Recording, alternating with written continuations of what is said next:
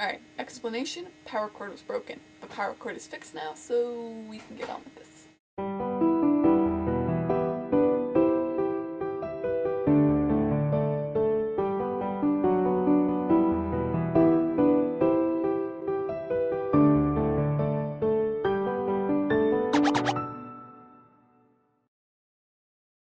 The only thing that happened over the last 2 weeks that I really wanted to tell you about was 3 concerts that I went to.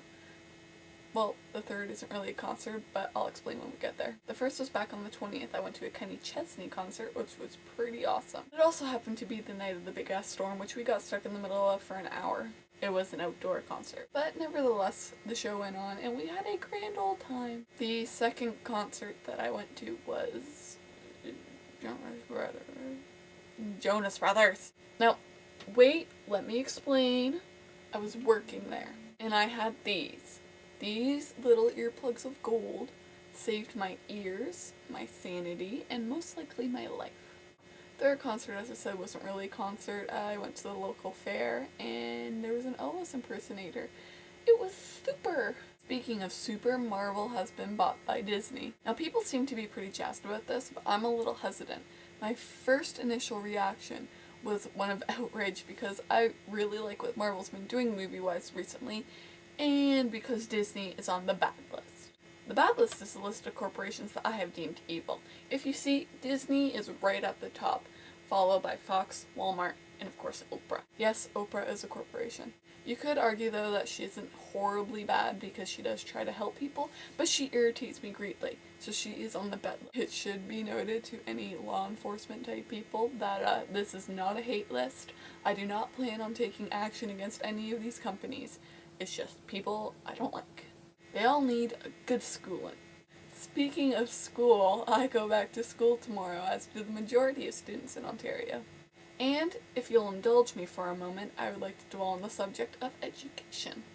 In Britain, people are complaining that the exams aren't hard enough. In Canada, universities want more funding. And in America, and this is the story that caught my eye, parents are keeping their kids home from school tomorrow so they won't have to hear Obama's speech about staying in school.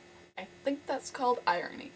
Now recently I've been looking around at some colleges and universities and I have noticed one thing. It costs a freaking lot of money to get an education. And this makes me wonder why. Why does it cost so much? And that brings up the argument about whether education and knowledge is a right or a privilege. Now many would say right off the bat that it is a right, but the law and technicality would say that you are wrong. Nowhere in the Charter of Rights and Freedom, in Canada, that's the document that outlines all of our rights and freedoms, as you may have guessed. Nowhere in the Charter does it say that we have a right to education, or healthcare for that matter. And that bothers me, because education is important. It's really important. As humans, we are always learning, always soaking up knowledge, and the more accessible the knowledge is, the better. To achieve great things, we need the knowledge to do so. Alexander Graham Bell didn't just wake up one morning and go, "Oh, I'm going to build a telephone today." That was my Alexander Graham Bell impression. Marie Curie did not discover radium by accident. Neil Armstrong did not go to the moon just for fun. So, they could probably play a really cool game of basketball up there. They were able to do so because of the knowledge they have and for the knowledge that they would achieve. What it boils down to is, knowledge is essential for progress, knowledge is available through education, and education is not accessible to everyone. This is where we have a problem. The only question I have is, with the solution so readily in sight, why is the problem not fixed? A little side note I like to make while reading the Charter of Rights and Freedoms, I came across a little amusing clause. Under democratic rights, it says that the Canadian Parliament is allowed to stay in office for longer than the allotted 5 years if there's ever a rebellion against them from the Canadian people. Which, in my head, just paints this hilariously stereotypical picture of, the Canadian politicians and the Canadian people having this giant snowball war. People wielding hockey sticks and throwing bottles of maple syrup and dropping cauldrons of scalding Timmy's coffees. And of course everybody apologizing for hurting each other. Oh, I'm terribly sorry. I'm gonna have to beat your head in with this hockey stick. Fair enough, but first let me apologize for throwing this rabid beaver in your face. Ah, that would be a sight. No glare. Don't move. The only thing I want... Grace was back on... And I just got a text message. I don't know if you heard that. Bad list is the list of corporate... Got my eye. Fuck, I need to do that again. universities are complaining that the... Fuck!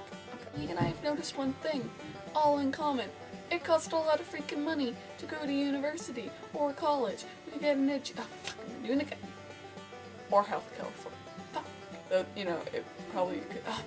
They're able to do so because of the knowledge they have and for the knowledge they were going to achieve. Okay. What it boils down to is knowledge is essential for progress. And knowledge is fuck, I can't talk today. What it boils down to is knowledge is essential for progress. No, knowledge is accessible through education. And education is accessible. Too many S's. If there's ever a rebellion from the... damn it, okay. I can't talk. Why can I not talk? Okay. Under democratic rights, it says that the... I just totally lost my train of thought. Okay. Under democratic rights, it says that the Canadian government is allowed to stay in Parliament for longer than the allotted 5 years. Under Democrat... And of course, everybody apologizing for hurting each other. Apologizing, not apologizing. It's everybody apologizing for every... fuck. Okay. 11 minutes! Oh, fucking god, that took me forever.